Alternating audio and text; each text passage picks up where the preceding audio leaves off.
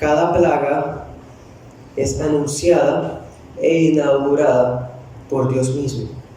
De hecho, cada vez que va a venir una plaga nueva o que el Señor va a hacer un juicio, Dios le habla a Moisés. ¿Se dan cuenta de esto? Por ejemplo, miren 8:1.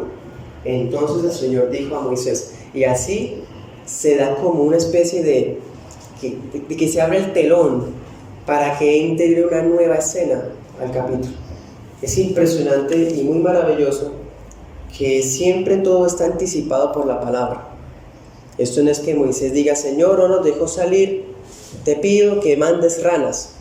No, realmente Moisés sale, se endurece Faraón, Moisés se da cuenta y Dios le habla a Moisés y le dice, voy a hacer esto y esto, ¿sí? Es Dios siempre el que toma la iniciativa, ojo con eso. Hoy día, donde se enseña siempre que la iniciativa la toma la persona, porque Dios es un caballero y demás cosas, ya hermanos, a esas alturas, después de haber estudiado Génesis, Job, Santiago, Marcos, Gálatas, ahorita Éxodo, hemos visto que es falso ese evangelio que enseña que la persona puede decidir para buscar a Dios o aceptar a Cristo. Siempre es Dios el que toma la iniciativa, jamás nunca, en todo lo que hemos visto y leído en la Biblia, aparece lo contrario. Pero fíjense, cada vez que vemos un juicio que está a punto de llegar, viene un oráculo. El oráculo es un mensaje que viene de parte de Dios a un profeta y es audible, es literal. Y el profeta tiene la obligación de transmitirlo así tal cual lo recibió. Eso es un oráculo.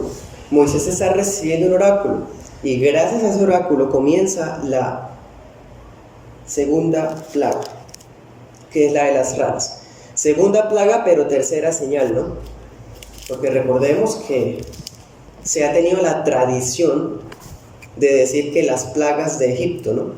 Si habláramos de plagas, pues sí, son realmente 10, pero la Biblia no habla de plagas, la Biblia habla de las señales. Eso ya lo habíamos dicho. En ese sentido, esta sería la tercera señal. Y miren cómo comienza, versículo 1. Dios le habla y le dice, ve al faraón. Otras versiones dicen, entra a presencia de faraón. Eso significa que Moisés debía ir de nuevo al palacio. Recordemos la plaga inmediatamente anterior, la de la sangre. ¿Dónde fue anunciada? En el río. Ahora recordemos la primera señal. ¿Dónde fue anunciada? En el palacio. Ténganlo muy en cuenta, porque algunas plagas van a llegar con anuncio en el palacio, una notificación personal. Otras van a llegar siendo anunciadas afuera del palacio, y van a haber unas plagas, por ejemplo la de los piojos, que es la que sigue, que no ni siquiera van a ser anunciadas, sino que llegan y sí inmediatamente, de forma inminente. Sería bueno que en sus apuntes las clasificaran, ¿no? Esta sería dada en el palacio, la de la serpiente, la de las ranas, la de la sangre fue dada afuera, y así vamos poco a poco, hermanos, complementando todo esto que es muy interesante y enriquecedor. ¿Qué debía predicar Moisés? Hermanos y amigos, exactamente el mismo mensaje. Decir lo mismo que había dicho en 5.1, lo mismo que había dicho en el capítulo 7, que déjanos ir, camino de 3 días, vamos a rendir culto en el desierto a Yahvé, Dios de los hebreos. Pero esta vez, hermanos, el mensaje se le suma algo. Versículo 2 dice, si rehusas, bien, el mensaje se le suma una advertencia de juicio, una amenaza. Estamos acostumbrados a que se nos hablen de las promesas de Dios, pero la Biblia también habla de amenazas, y eso es un ejemplo de esto. Moisés no le está diciendo a Faraón, Dios tiene un plan maravilloso para tu vida, le está diciendo, si te rehusas, te castigaré. Ese es el evangelio. En el evangelio, hermanos, cuando hablamos la palabra a las personas, hablamos de los beneficios de la fe en Cristo Jesús, beneficios netamente espirituales, pero también les advertimos a las personas de un juicio real, que es eterno. Ese es el evangelio. Yo no puedo maquillarlo así como Moisés tampoco lo hizo. El Señor le dice, si te rehusas a dejar ir a mi pueblo, yo castigaré todo tu territorio con una plaga de ranas. ¿Sí? Si Faraón sigue reteniendo a los israelitas, Dios, quien es el dueño de los israelitas, va a actuar para castigar a quien los está oprimiendo. Y hermanos, algo interesante. En esta ocasión, Dios va a usar otro de los animales emblemáticos del ocultismo egipcio, las ranas. En la arqueología se ha visto distintas imágenes de ranas. Cuando mirábamos la señal de la serpiente, veíamos que la serpiente estaba muy relacionada a la religión de Egipto. Las ranas también. Entonces Dios está amenazando a los egipcios con una deidad de ellos. Está amenazando a los egipcios con algo que los egipcios tienen un concepto divino: las ranas. Y al igual que como hizo en la señal de la serpiente, el Señor está haciéndolo de adrede para humillar a las deidades egipcias, para humillar el poder de los hechiceros de Egipto y mostrar Dios así su supremacía. Todos los dioses se inclinan ante Él. Pero por medio de las plagas, Dios no solamente está probando su supremacía, sino que también está mostrando su control sobre las criaturas. Se supone que el Dios de las ranas controla las ranas, pero este Dios abarca absolutamente todas las cosas y controla las serpientes, las ranas, el río, todas las cosas. Versículo 3. El río se llenará de ranas. Si miramos, por ejemplo, 7:25. Habían pasado 7 días que el río duró apestado, convertido en sangre, contaminado. Y Dios adrede otra vez, sigue humillando. Ya mató al dios del Nilo. Y ahora del Nilo saca la siguiente plaga. Eso es también humillante para los egipcios, porque ellos, acordémonos, consideraban al Nilo como la fuente de las bendiciones de sus dioses. Ese es el mismo río que acababa de sanarse después de 7 días. Ahora el río va a criar ranas. Y hermanos, resulta que el río Nilo, ¿se acuerdan que yo les decía que cada cierta temporada al año tiene subidas y bajadas? Pues resulta que cada temporada al año también hay como una invasión de ranas, por así decirlo. Pero esta invasión que está ocurriendo aquí en Éxodo 8 es una invasión que no tiene precedentes, ni tampoco ha vuelto a suceder. Es un milagro, porque Dios está volviendo extraordinario eso que era normal. No son las típicas 1000 ranas que salen, cientos. Está saliendo cientos de miles de ranas, hasta el punto de infestar a todo el territorio de Egipto. Y no se nos olvide que Egipto era uno de los imperios más grandes del mundo, y el territorio se está llenando. Las ranas se van a meter en el palacio, en la cámara, o sea, el cuarto del faraón, en las casas de los servidores. Y miren este detalle: y de tu pueblo, absolutamente todo, hermanos. Sería como ir a la alacena de nosotros, a la estufa, a la nevera, abrir y salen las ranas. Ir a hacer pan y cuando abre las ollas, cuando están, en fin, hermanos, todo está infestado de ranas. Y no solamente el palacio, sino todo el pueblo. ¿Se está incluyendo a quiénes? A los esclavos también. Y los israelitas son esclavos. Pues hermanos, esta plaga afecta también a los israelitas. También necesitan ver el poder de Dios actuando. Ellos no conocen al Señor. Ellos necesitan verlo. Ellos necesitan conocerlo. Entonces el faraón está sabiendo quién es Jehová, pero los israelitas también. Todo el pueblo, versículo 4, va a sufrir una invasión masiva de ranas. Algunos comentaristas, hermanos, afirman que los egipcios tendrían tanto respeto por las ranas que ellos no se atrevían a matar una rana voluntariamente. Nos acordamos, ¿no?, de la costumbre hindú de no matar las vacas.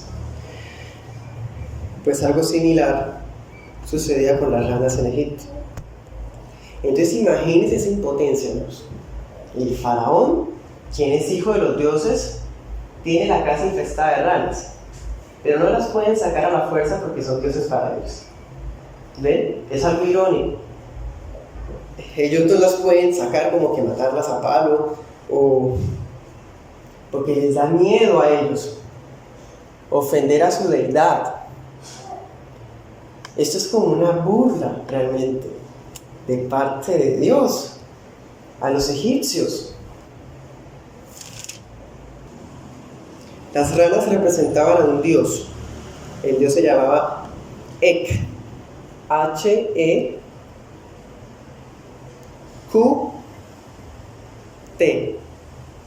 Ek.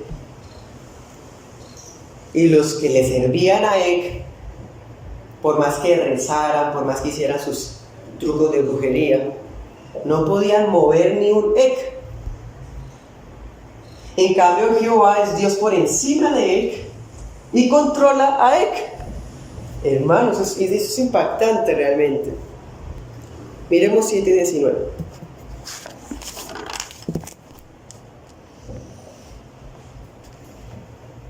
Recordemos el procedimiento, ¿no? Dios le habla a Moisés, Moisés le habla a Aarón, y Aarón es el que le habla a Faraón. Ojo con eso. En el 7:19, Moisés le decía a Aarón, delante de Faraón, que tomara la vara, la extendiera sobre las aguas de Egipto, sobre los depósitos de agua, y sucedería lo que iba a suceder. Ahora volvamos a 8, versículo 5.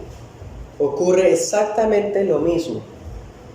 El Señor le habla a Moisés y Moisés le habla a Aarón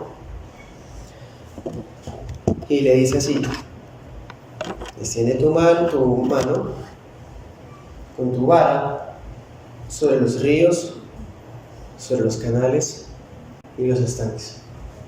Lo mismo, pero acá hay una diferencia. En la plaga anterior, él apuntaba su vara a todo lugar donde hubiese agua. Por ejemplo, pensemos una ponchera de una persona.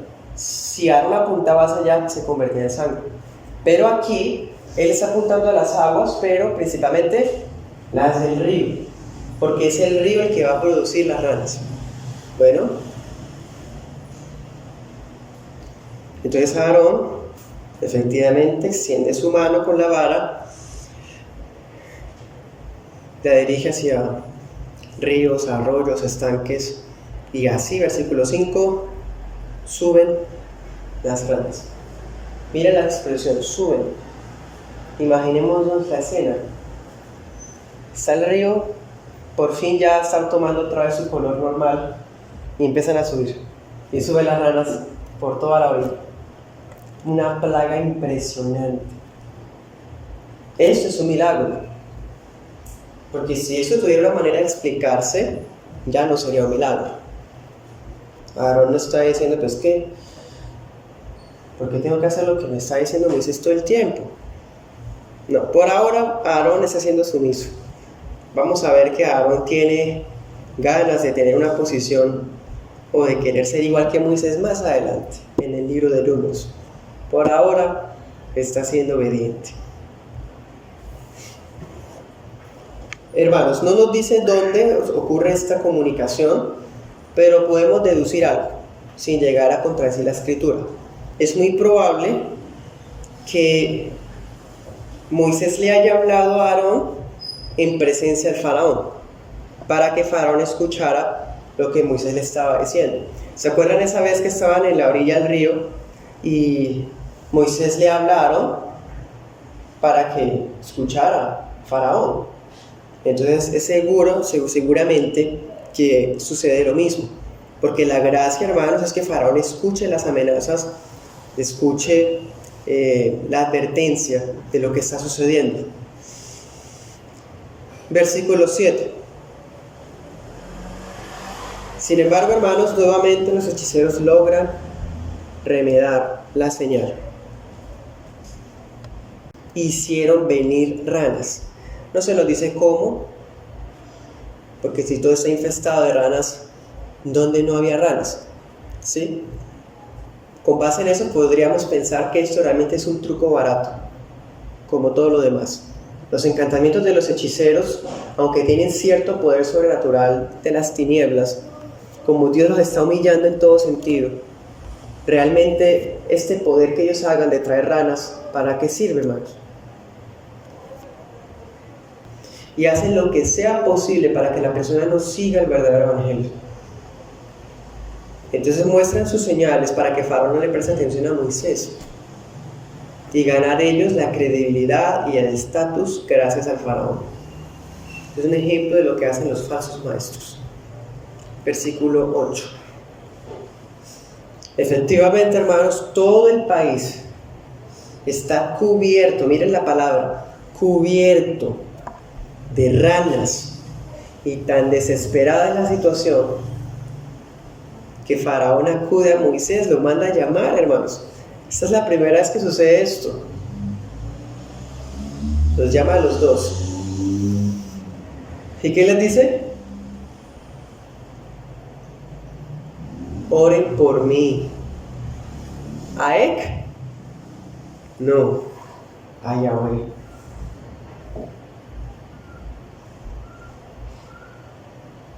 Podríamos encontrar, hermanos, dos razones por las que Faraón está haciendo esto. La primera es que sus siervos sabios y hechiceros, sus ayudantes, poderosos guerreros espirituales, no solucionaron nada. Todo lo contrario, empeoraron las cosas porque trajeron más ranas. Entonces parece, hermanos, que Faraón se está dando cuenta que sus poderosos guerreros espirituales no le sirven para nada realmente. Entonces, eso por una parte. Y lo otro, Faraón se está dando cuenta que el Dios de los hebreos, Yahweh el Señor, Jehová Dios, fue el que está controlando las ranas y no otro Dios. O sea, estábamos viendo a un Faraón que está reconociendo que este Dios es real. Ya está sabiendo quién es Jehová, se le está respondiendo la pregunta. Bueno, también, hermanos, con esto vemos que Faraón está reconociendo el llamado de Moisés. No solamente el poder de Dios, sino también a Moisés. Lo que Dios había dicho a Moisés, tú serás Dios para Faraón. Está teniéndole respeto, un respeto profundo. Porque acordémonos lo que les he enseñado anteriormente. Siendo Faraón un déspota como era, pues mandarlo a matar porque son los que están causando todo. Pero no, ya el hombre está dándose cuenta que esto es divino. Entonces tiene miedo de tocar a Moisés y Aarón. Moisés representa al Dios vivo y único. Así, hermanos, como nosotros cuando llevamos la palabra a las personas, estamos representando a un Dios vivo y único.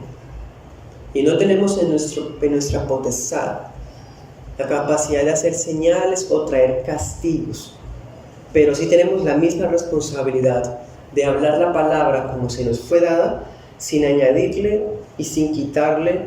Moléstese quien se moleste. Tenemos que ser, hermanos, radicales. Y las personas unas veces nos van a decir, ay, ore por mí.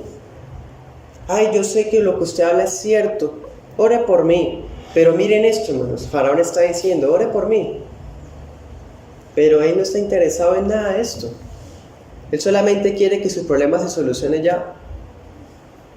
Él solamente quiere que la plaga se le quite. Ore por mí para que se quite eso y ya. Cuando hablamos la palabra a muchas personas, y unas de esas personas tienen problemas, ellas quieren es que Dios les solucione su problema ya. Pero ellos quieren los beneficios de Dios y no a Dios. Tenemos que ser muy claros, hermanos. Ahorita vamos a mirar también que Moisés aprendió esto y se lo va a decir de frente al faraón.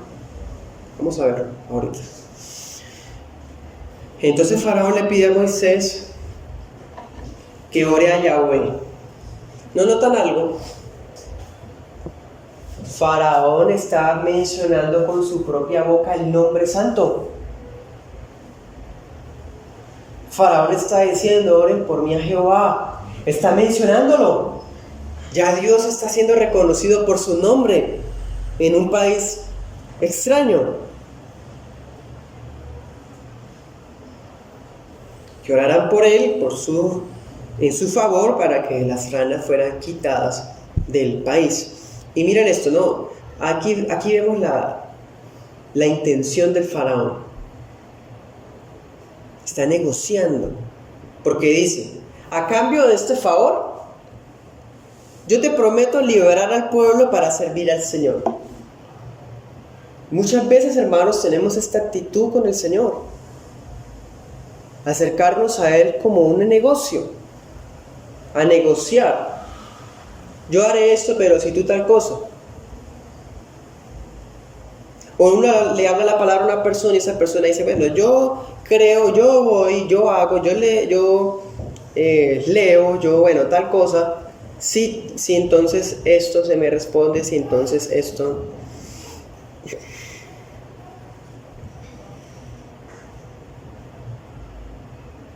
Cuando una persona actúa de esa manera, estamos viendo un corazón así como el del faraón. Otras veces, cuando una persona actúa así, es una persona carnal, inmadura. Pensemos que haya nacido de nuevo y que una persona actúe así. Hay alguien que era nacido de nuevo y que actúa así ya. ¿Se acuerdan quién es? Jacob. Cuando Jacob iba hacia Mesopotamia, ¿se acuerdan?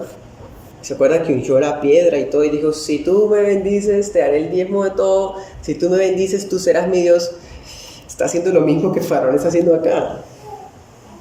Pero era porque Jacob era inmaduro en la fe.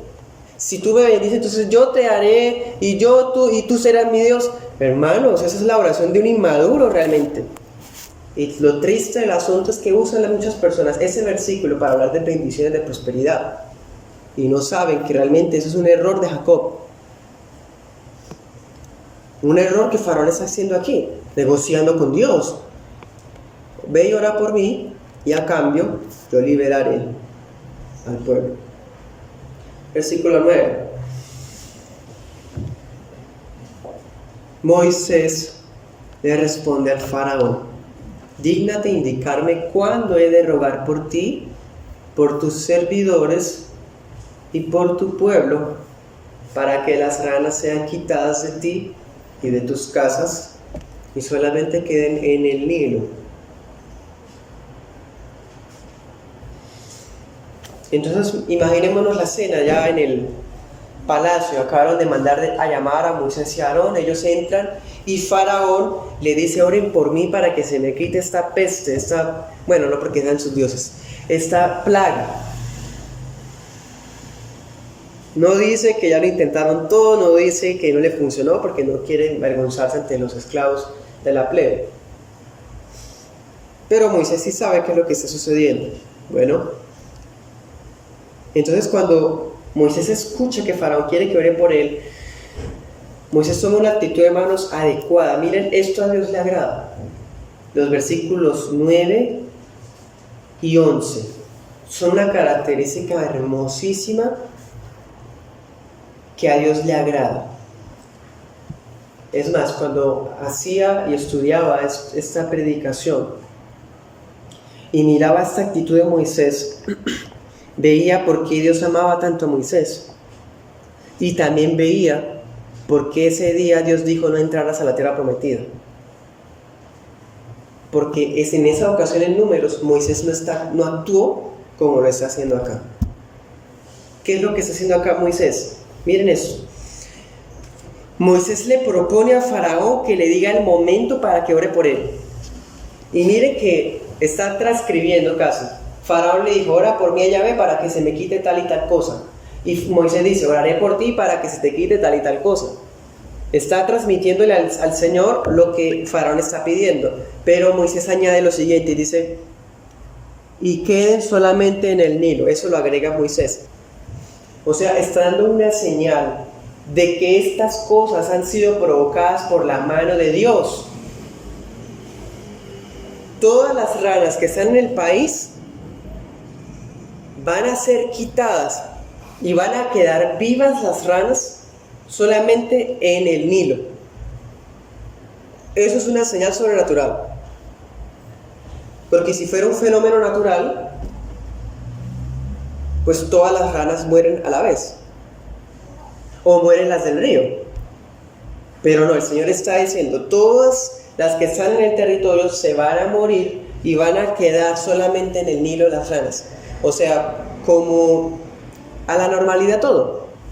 Porque en los ríos hay ranas. En el río Nilo hay muchas ranas. Entonces está el Señor diciendo, yo voy a hacer que las cosas vuelvan a la normalidad.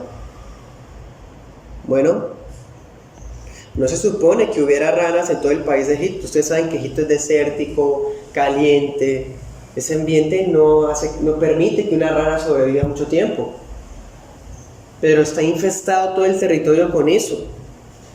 Entonces, hermano, las ranas vivían, eran la ribera del río, en los pantanos.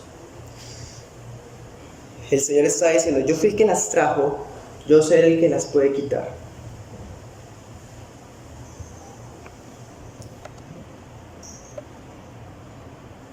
Y miren esto, Moisés dice, dígnate indicarme cuándo es rogar para que esto y esto ocurra. O sea, Moisés está seguro, eso es fe. Dios va a hacer eso, ¿no? ¿Qué tal yo me ponga a decir esto y Dios no me respalde y quede mal? No, Moisés tiene tanta fe, hermano, realmente, porque está transmitiendo un mensaje que es de parte de Dios, que es como si Moisés le estuviera prometiendo al faraón, sí, dígame usted solamente cuándo, y apenas usted me diga, yo hago eso, y cuando yo ore se quitan, porque es Dios el que está provocando esto. Todo va a volver a la normalidad, igual que como había ocurrido con el río. Entonces miren esto, hermanos, y aquí es donde quería llegar. Moisés tiene un solo propósito. Ese es el propósito de los siervos de Dios. Mostrarle al faraón, a los egipcios y a los israelitas quién es el autor de todas las cosas. Moisés está dirigiendo la mirada del faraón no a él mismo, sino al Señor. Esa plaga fue provocada por Dios como castigo de la rebeldía del faraón. Eso no era producto de la casualidad, no, lo que pasa es que preciso está en la fecha en que las ranas suben. No, fue algo provocado por Dios. Dios fue el autor y por lo tanto el único capaz de quitarla. Bueno, versículo 10. ¿Y qué le responde Faraón, hermanos? Ora por mí mañana. Qué interesante. Ya nos estábamos ilusionando, ¿cierto? Ay, tan lindo, me pidió que orara por él. Tan linda esa persona que me está pidiendo que yo ore por ella. Bueno, pero ¿cuándo? Mañana. ¿Se acuerdan de Corintios que dice que el día de la salvación es hoy, es ahora? ¿Por qué dice que mañana? ¿Saben por qué, hermanos?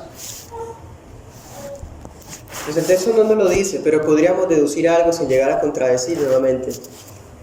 Lo digo, y es: Faraón todavía pareciera que tiene la esperanza de que los hechiceros van a encontrar la fórmula mágica. Todavía tiene la esperanza de que de aquí a mañana Ek pueda hacer algo. Pues pasó el día, hermanos, y nada, avergonzado otra vez. Y cuando Faraón le dijo a Moisés que orara por él hasta el día siguiente, ¿qué hace Moisés? Bueno, voy a hacerlo como me estás pidiendo. Y míralo, aquí está. ¿Para qué? Para que conozcas que no hay otro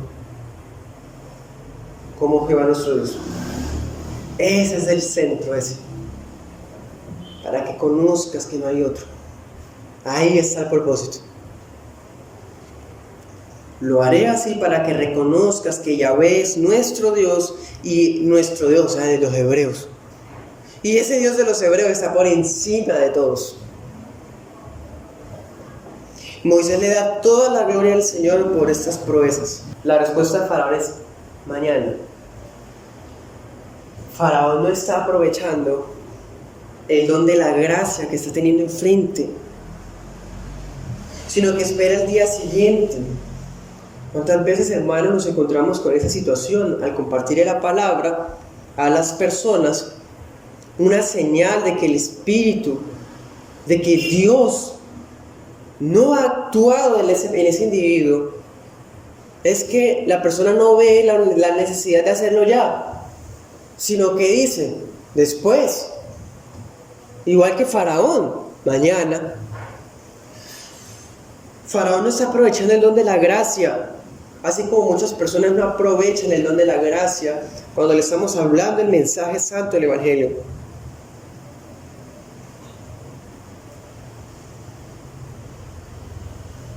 Versículo 12.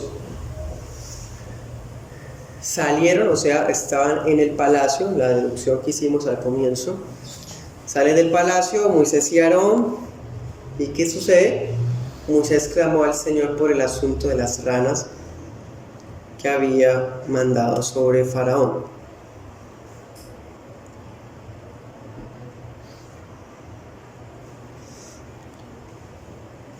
Entonces, hermanos, Moisés y Aarón salen del palacio, ¿sí? Ellos habían sido mandados a traer, ¿se acuerdan? Entonces, escuchan la petición del Faraón y se van.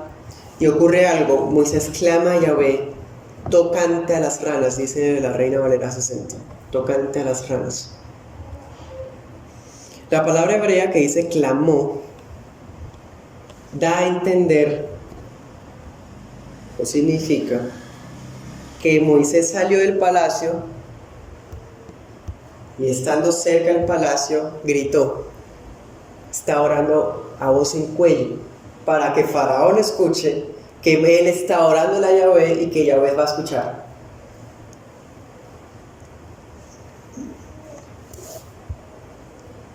Ora tocante a las ranas y lo hace de tal manera que Faraón escuche. No, es que yo fui a mi lugar secreto. Lugar secreto de bendición, pero aquí era necesario que el nombre fuera conocido en público. Entonces Moisés sale y ahí puro enfrente del palacio, hermanos, podemos imaginar la escena. Moisés levanta sus manos o hace una posición de oración, no sabemos, pero ora de tal forma que se escucha que está orándole a Jehová Dios.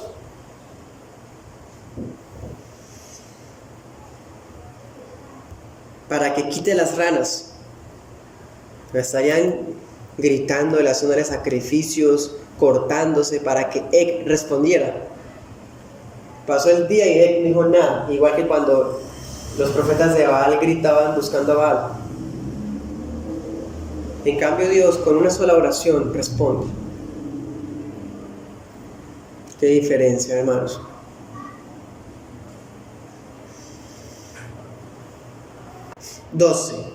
Notemos que la oración de Moisés se limitó solamente a pedirle al Señor que quitara las ranas, ¿no? Aquí no vemos a Moisés intercediendo por su pueblo. No, solamente está pidiéndole al Señor que se quite las ranas. Versículo 13. Y Yahvé hizo conforme a la palabra de Moisés. Así todas las ranas murieron. Versículo 14. Imaginémonos, hermanos, había tantas ranas que en hebreo también se va a entender de que no solamente estaban dentro de los hornos, dentro de las artesas de amasar, en las camas, sino que era como si uno fuera caminando y las ranas le saltaran encima de uno. Eran tantísimas que se veía esa escena. Pero ahora imagínense en ese montón muertas. Muchísimo más desagradable aún, hermanos.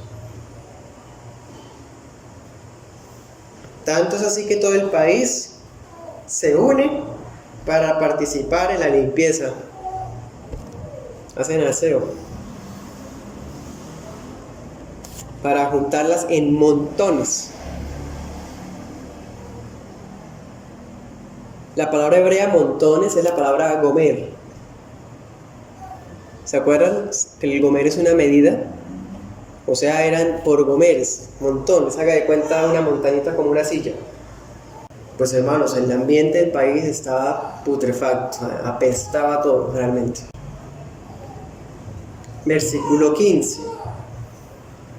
No obstante, una vez Dios concede la petición del faraón a través de la oración de Moisés, ¿qué sucede?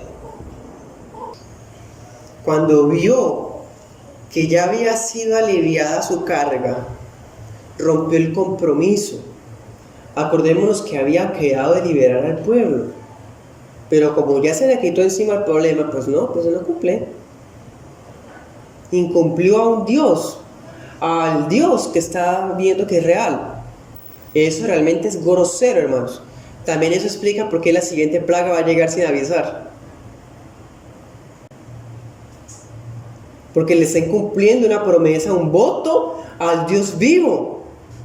Acordémonos que en el Antiguo Testamento, incluyendo las naciones paganas, le tenían mucho miedo a hacerle promesa a los dioses. Acordémonos de Herodes. ¿Se acuerdan de Herodes? Que el hombre había hecho votos y demás y tenía miedo de incumplirlos por miedo a los dioses. De la misma manera, hermanos, el faraón podría haber tenido miedo porque es un hombre igual de perverso que Herodes. Pero es tan duro su corazón que ni siquiera le importa incumplir su promesa a Dios. Mostró la misma actitud que ha tenido hasta ahora. ¿Cuál?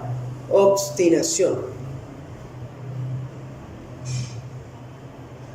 Así que el versículo 15, la escena culmina con un detalle y es: el Señor le había advertido a Moisés que Faraón se iba a endurecer. Ya se lo había advertido. Hermanos, muchas personas entienden que están recibiendo castigos de Dios. Muchas personas piden que uno ore por ellas porque ellas saben que están mal, en pecado. Ellas saben que Dios no está en sus vidas realmente. Muchas personas buscan a Dios en pro de sus intereses, de los beneficios de Dios. Y nosotros, hermanos, nosotros muy ingenuamente, no digo que Moisés haya sido ingenuo, nosotros oramos muchas veces a favor de la gente, para que Dios los sane, para que Dios les dé la petición, para que Dios les quite la carga, para que Dios actúe. Y se nos olvida que el corazón humano es engañoso y lo más seguro es que si esa persona no es convertida, el día que Dios le dé lo que pidió, va a seguir igual. No va a arrepentirse, sino que se va a endurecer. Muchas personas entienden que sus vidas están plagadas de castigos de Dios por su pecado. Muchas personas prometen volver al Señor, muchas personas prometen buscar al Señor, pero el día que Dios les dé lo que están pidiendo, ese día, pues ya dejan de buscar porque no era sincero. Faraón no fue sincero. Faraón no se arrepintió, no cumplió. La gente tampoco se arrepiente, no cumple. Pero veamos esto, hermanos. Aquí vemos cómo es ingrato el corazón humano. Pero también vemos cómo es de gracia, de graciosísimo el corazón del Señor. Aunque Dios sabe que las personas no van a hacer caso de todas maneras, no se van a arrepentir, muchas veces Dios concede la petición. Es como un arma de doble filo, ¿se acuerdan? Porque si Dios les concede un milagro, esas personas van a creer que están bien. Entonces el milagro lo que va a servir es para que se condenen. Porque como están bien, pues ¿para qué van a arrepentirse?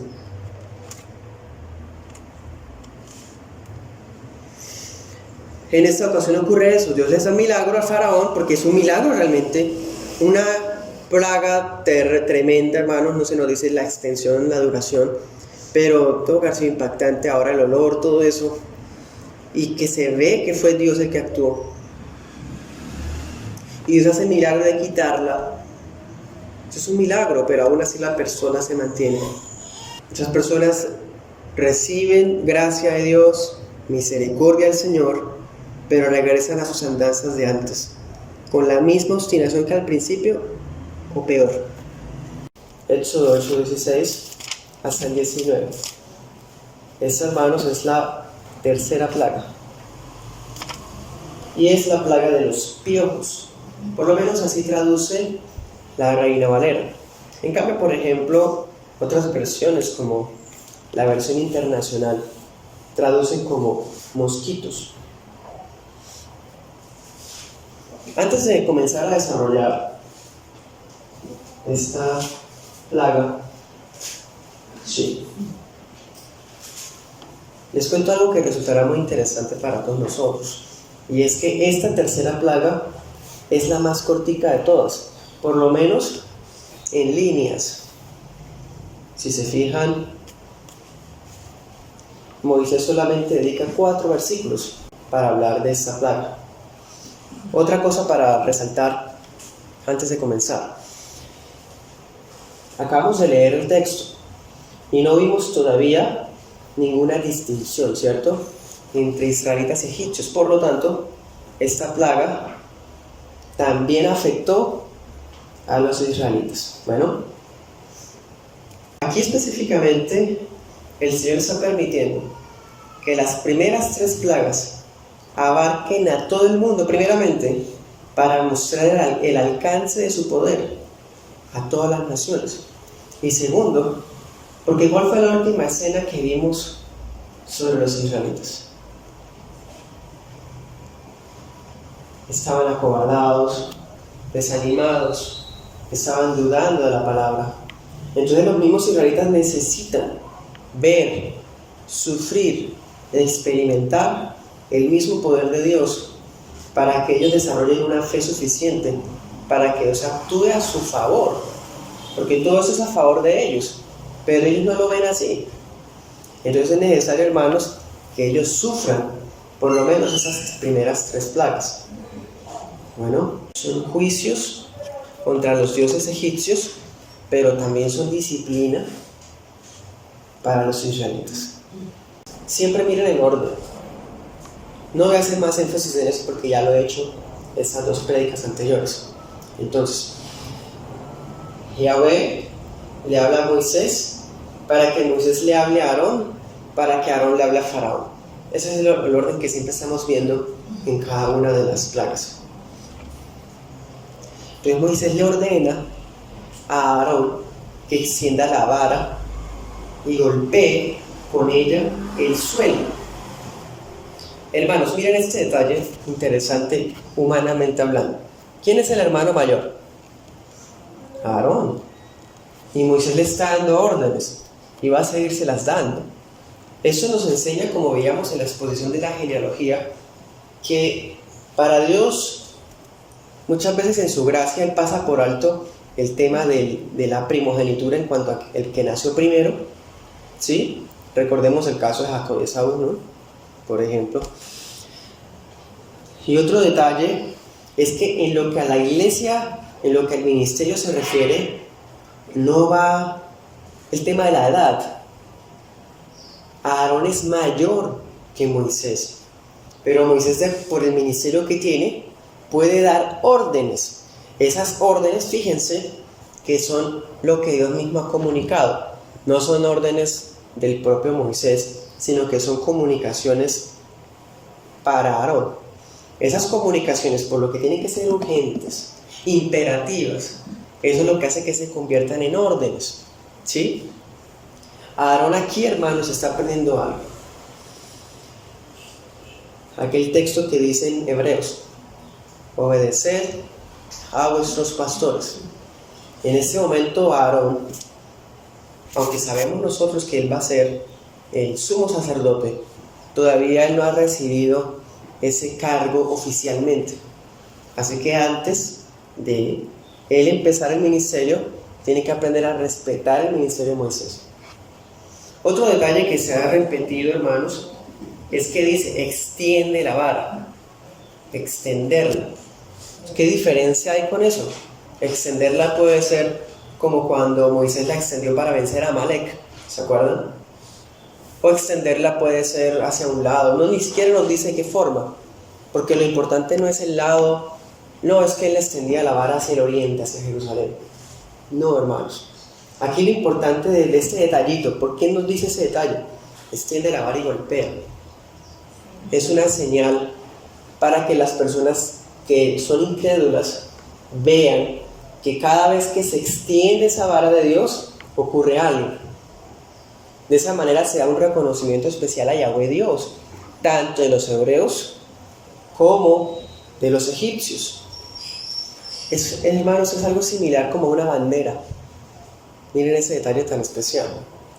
La bandera se alza, el estandarte se pone arriba como un símbolo de hacer frente a una batalla. Esa vara, hermanos, está haciendo ese papel, por así decirlo, para que cuando los egipcios vieran que Aarón está haciendo eso, a punto de pasar algo. Entonces, hermanos, esta señal llega sin aviso. Miren el detalle. El 16 dice, dile a Aarón haz tal cosa, ¿cierto? Versículo 17, ellos lo hicieron así. No nos dice que fue al palacio, no nos dice que fue al río, no, llegó sin previo aviso, sin notificación. Dios no está en la obligación de notificar a las personas. Hay personas que sufren calamidades por culpa de su pecado, de sus decisiones malvadas, y Dios no tiene que, al mandarles el castigo, mandarles el versículo que incumplieron. No, es que ustedes como desobedecieron este versículo, entonces yo estoy haciendo... No, hermanos, en ese momento está pasando eso. Y otra razón por la que, además de la soberanía, por la que el Señor no está advirtiéndole a Faraón ni a nadie lo que está a punto de hacer, solamente a Moisés y a Aarón,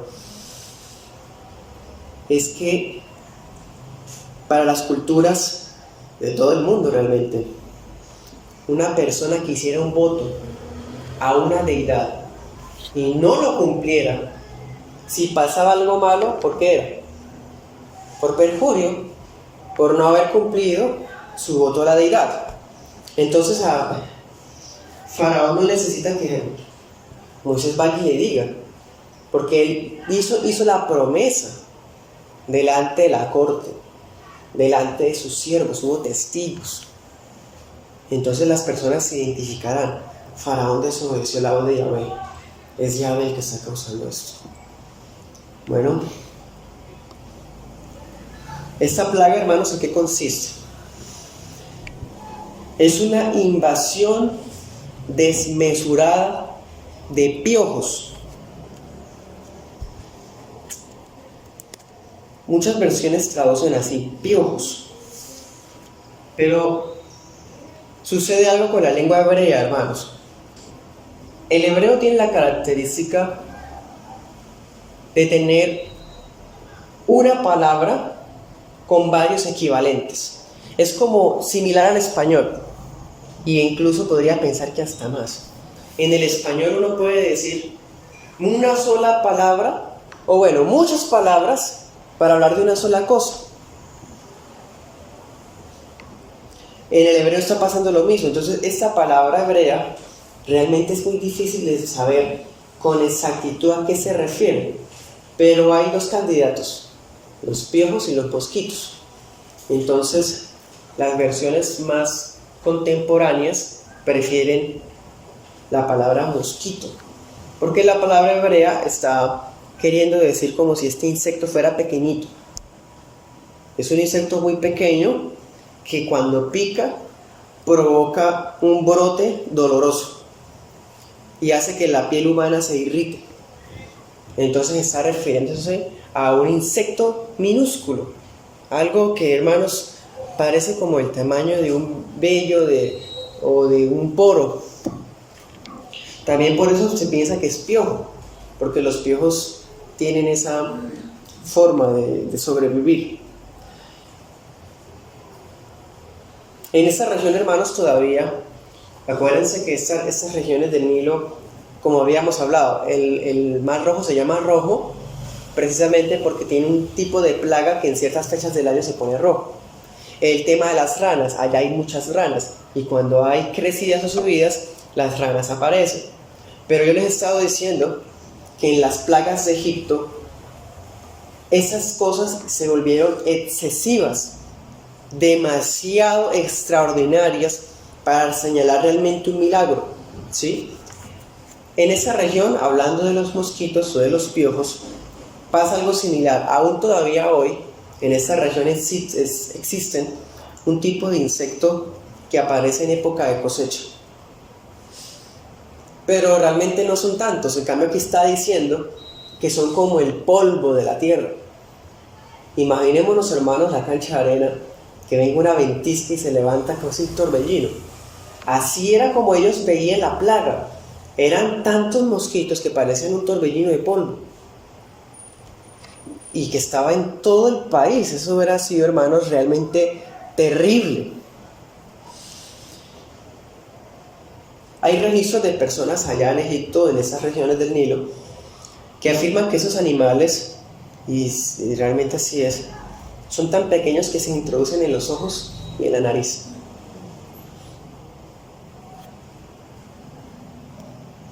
Entonces ya sabemos más o menos de qué se trata. Por eso le llamamos así, la plaga de los mosquitos. Bueno, ¿cuál era la orden entonces? Extiende la vara, ¿cierto? Para que vean que está asociado a lo que está a punto de ocurrir con el poder de Yahvé. Y luego, ¿qué iba a hacer Aarón? Golpear. En la plaga anterior, Aarón había golpeado el Nilo, ¿se acuerdan? Ahora, en esta plaga, ¿golpea qué? El suelo. Hemos visto que el Nilo es una deidad sustentadora para los egipcios. Los egipcios ven al Nilo como un Dios proveedor. Dios Yahvé lo mató. Ahora ellos tienen otra deidad, su tierra. Para ellos su tierra era otra deidad sustentadora. Para ellos la tierra era un Dios proveedor. Y eso, hermanos, que sabemos que la tierra de Egipto en gran parte es infértil, pero toda la planicie del Nilo es muy fértil y es casi como un oasis. Entonces ellos ven a su tierra, a su suelo, a su territorio, a su piso como una deidad. Entonces cuando Aarón extiende la vara y golpea el suelo, está repitiendo lo que hizo con el río Nilo. Dios está golpeando la deidad de la tierra de Egipto. Entonces, hermanos, eso es un golpe otra vez muy fuerte contra la idiosincrasia de las personas, las tradiciones, la religiosidad, las creencias, las supersticiones de los egipcios. La tierra de Egipto era como otro de los símbolos nacionales. El Nilo, símbolo nacional; las ranas, símbolo nacional; la serpiente, símbolo nacional; la tierra, otro símbolo nacional. ¿Ustedes se acuerdan, por ejemplo, en Génesis, que toda la tierra quedó bajo el dominio de Faraón? Porque la gente la vendió para poder comer. ¿Se acuerdan? Y los únicos que no vendieron sus tierras eran los sacerdotes. O sea, por eso también había mucho respeto a la tierra, porque la tierra le pertenecía al hijo de Ra, a Faraón. Y contaba con la bendición de los hechiceros y sacerdotes. Entonces, ver que así como de su precioso río salen ranas que los mortifican, ahora de su preciosa tierra van a salir mosquitos que los van a fastidiar de forma tremenda. Y del polvo salieron mosquitos que picaban a hombres y animales. en todo Egipto el polvo se convirtió en mosquitos. No quiere decir, hermanos, que la tierra se haya transformado y todos los granitos de arena, incontables e infinitos, se hayan convertido en mosquitos. No. Lo que quiere decir es que era tal cantidad, como les decía, parecían torbellinos de mosquitos, como tormentas de arena, pero no era arena, no eran mosquitos, chiquiticos. Versículo 17 nos deja ver, hermanos, algo que hemos señalado hasta ahora. El ministerio de Moisés y de Aarón ha tenido hasta ahora una característica especial: la obediencia puntual. Son obedientes. Moisés obedece al Señor, Aarón obedece a Moisés. ¿Sí? Ha habido obediencia. Y esta obediencia es para la gloria de Dios, ¿no? Acordémonos de cuando Moisés decía: para que sepas que no hay otro como Jehová nuestro Dios, ¿no? Esa es la clave de la obediencia. Cuando ustedes y yo obedecemos, hermanos, no es para mostrar los super santos que somos o para subir de nivel. Nuestra obediencia es para mostrar que nosotros reconocemos y queremos que otros reconozcan que no hay otro como Jehová nuestro Dios. La verdadera obediencia no busca la vanagloria, sino la gloria del Señor. El Señor nos guarda, hermanos, en nuestros corazones para obedecerle con la motivación perfecta que es su sola gloria. Bueno, otro detalle, hermanos. Desciende la vara, golpea el suelo, pero hay otro detalle. Del polvo están surgiendo los piojos, los mosquitos. ¿Sí? Esa señal es tan extraordinaria que tiene un poder creativo. Es como si estuviera dando a entender algo. Dense cuenta. En el momento de golpearla, surgen. Eso es un milagro creativo. Es como si los mosquitos no existieran. Pero cuando Aarón golpea, viene a la existencia todos esos enjambres de mosquitos, similar a lo que ocurrió con la vara. Es un palo, pero es un milagro creativo. Convirtió el palo en un ser vivo, feroz. Ahora, cuando golpea el suelo, Dios hace que quizás millones de esos granitos de arena se transformen realmente en mosquitos. Eso es un milagro creativo. Viene de la nada, al instante en que Aarón golpeó el piso, una cantidad alarmante de enjambres de mosquitos. Versículo 17 dice: en todo Egipto.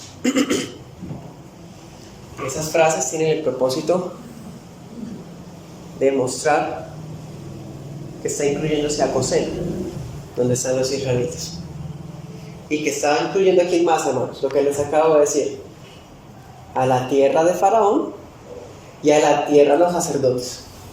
Eran tierras casi como eximidas, no eximidas solamente de impuestos, estaban eximidas de las plagas de los dioses, porque ellos eran los siervos de los dioses. Pero no hay, hermanos, ningún pedacito de terreno que se haya escapado de la invasión de esos mosquitos.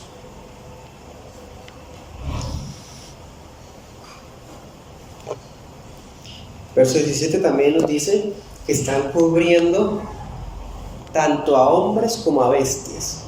Esa es la envergadura que tiene esa plaga, esa señal. Que están cubriendo, miren esa palabra, cubriendo a hombres. ¿Hombres qué significa? Nadie se escapa. Ricos, pobres, los de la corte, los esclavos, incluyendo a los hebreos. Nadie se escapó, hermano, ni los niños, ni los bebés, ni las embarazadas, ni los ancianos, ni los soldados, ni nadie.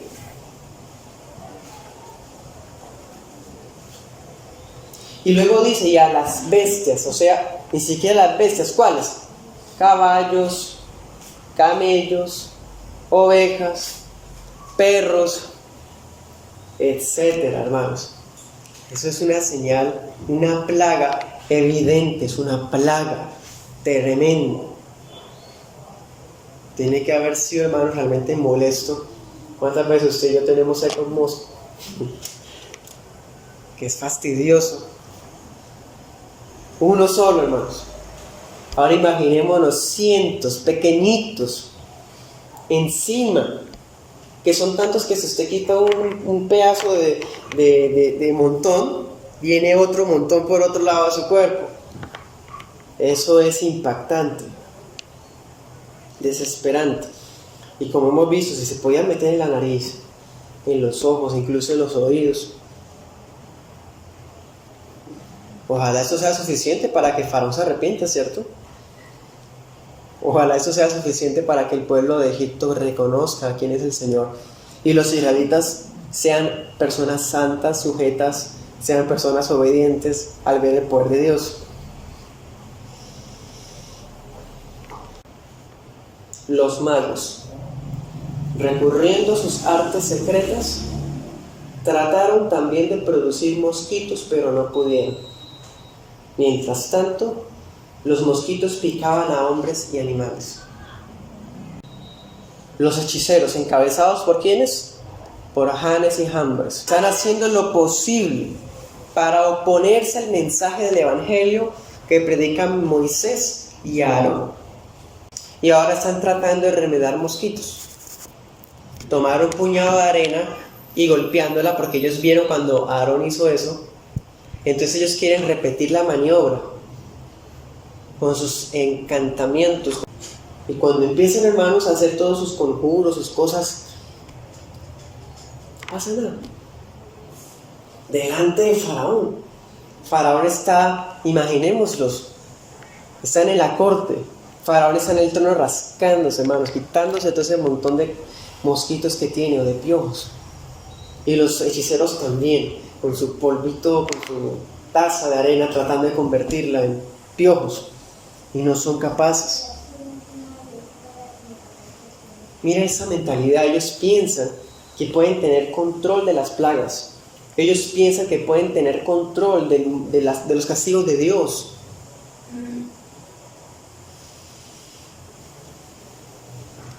Dice en la Reina Valera: los magos también intentaron hacer piojos con sus encantamientos.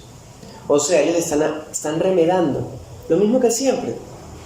Están descendiendo los humanos, están golpeando con sus varas, que cosa que son nuevas, ¿no? Porque tienen que estrenar varas. Y quieren sacar de la tierra a los mosquitos. Pero esta vez, versículo 18, no lograron remedar. No pudieron seguir la costumbre de imitar lo que Dios hace. Esta señal, hermanos, la envergadura de la señal es tan impactante. Esta señal realmente es un milagro. Y a partir de aquí, el poder de Dios comienza a poner límites al poder de las tinieblas. En las plagas anteriores, ¿qué había hecho Dios? Permitir la imitación para dejar ver que su poder es superior. Pero ahora Dios está impidiendo completamente cualquier tipo de imitación para mostrar que ya absolutamente es invencible. Y nadie puede hacerle frente.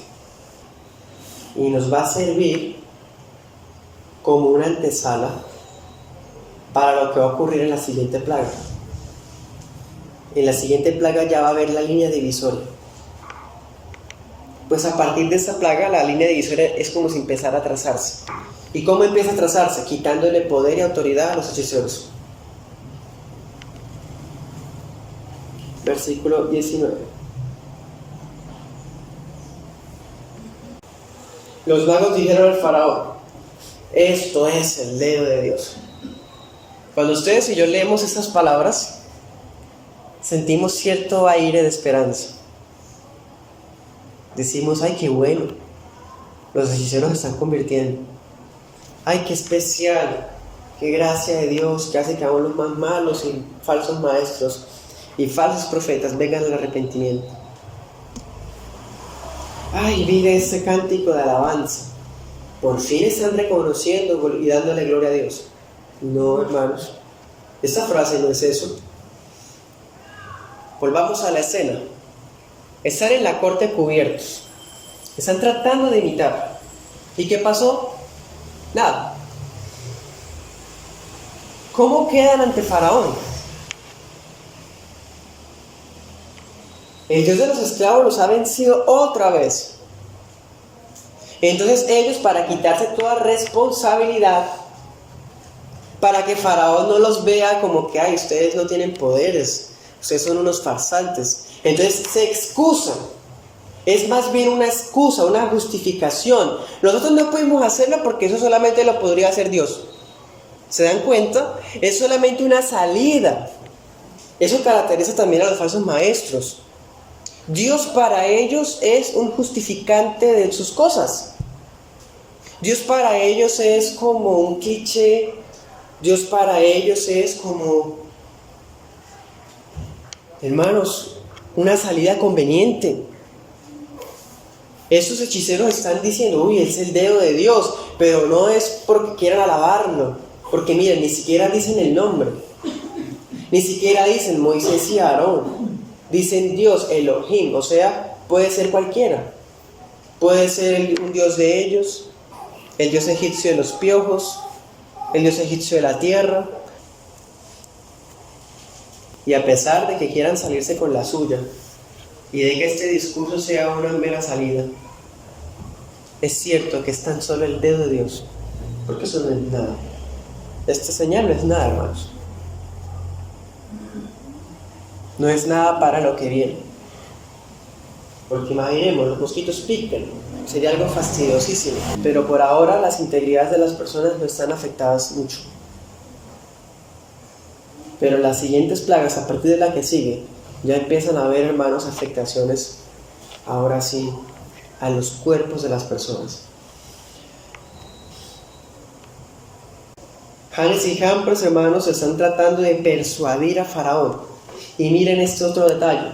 Estas predicas que hemos visto hasta ahora, viendo el comportamiento de Janes y Jambres, nos están dejando ver las características de los falsos maestros y de los falsos profetas.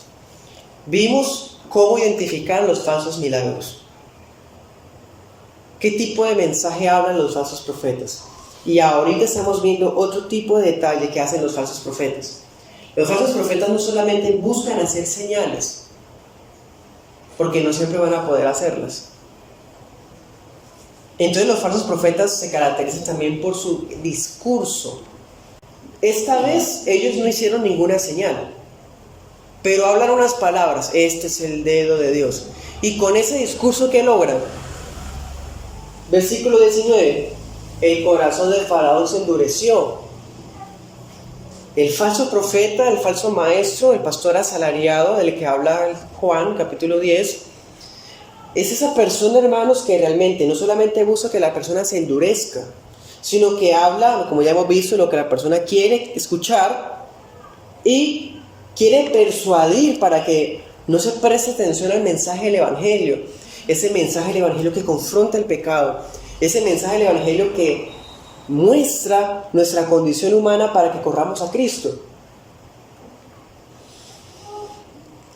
Estos Janes y Jambres, hermanos, no están haciendo milagros, pero con solamente una enseñanza que dan, basta para que Faraón se endurezca. Cumplen su propósito otra vez, para que no presten atención al mensaje del Evangelio, para que su corazón vuelva a endurecerse. Y sí, Dios ya había dicho que eso iba a pasar, pero como siempre, estamos viendo un paralelo. Lo que Dios anuncia y la responsabilidad de las personas. Sí, Dios sabía que esto iba a pasar. Sí, Dios decretó que esto iba a pasar. Pero este discurso de los falsos profetas está logrando sus efectos también. Uno esperaría que ese discurso que aparentemente es bíblico, el dedo de Dios, uy, qué bíblico, qué espiritual, tuviera otros efectos. En vez de endurecerse, dijera, Moisés, Aarón, vengan. Aún con mis hechiceros hemos hablado y hemos llegado a la conclusión de que sí, es el dedo de su Dios, perdonen, los libero, váyanse, ¿cierto? Pero como ese discurso no tenía ese propósito realmente, si no era una excusa, entonces ¿qué sucede, hermanos? El faraón se mantiene reacio, se mantiene endurecido, hermanos, con solamente decir unas palabras. Hoy día, hermanos, es muy fácil encontrarnos con esta situación. Ese tipo de individuos ya no son magos y hechiceros. Hoy día ese tipo de individuos dicen ser pastores, dicen ser profetas y toman otros títulos. Y en el nombre del dedo de Dios hablan mensajes que solo sirven para que las almas se endurezcan y se pierdan. Ese es el espíritu de Janes y Jambres. Y eso continúa, hermanos, rondando por allí. Por eso decía Pablo a Timoteo, ¿se acuerdan? Evita a estos individuos. Porque en la iglesia del Señor, hermanos, ese tipo de individuos tienen que ser rechazados inmediatamente porque tienen mucho poder, tienen mucha influencia. Tanta influencia que aunque todo el mundo está viendo, sintiendo, escuchando que Dios está enojado, basta con que den una enseñanza para que digan, no es que Dios está enojado. Miren ese efecto que tienen. Decir lo que la persona quiere escuchar, logran que los individuos se mantengan en su pecado y no se arrepientan. Eso es la labor de Janes y Jambres. Y ya no son hechiceros y hacen encantamientos, ahora son pastores que dan predicaciones desde púlpitos de iglesias que dicen ser bíblicas y cristianas. El Señor nos ayude, hermanos, guarde nuestros corazones para que nosotros no ser como esos Janes y Jambres que quieren darle palmaditas al pecador para que no sienta dolor por su pecado. Y también que nos guarde a nosotros de Janes y Jambres que quieran hacer que nos endurezcamos frente a la disciplina divina, frente al mensaje del Evangelio, frente a la verdad de la palabra. El Señor nos ayude, hermanos, por medio de su Espíritu Santo, porque esto ya no son solamente 2 hechiceros, ahora son muchísimos de estos tipos de individuos. Todos estos mensajes, hermanos, sirven para que tengamos esa capacidad de discernir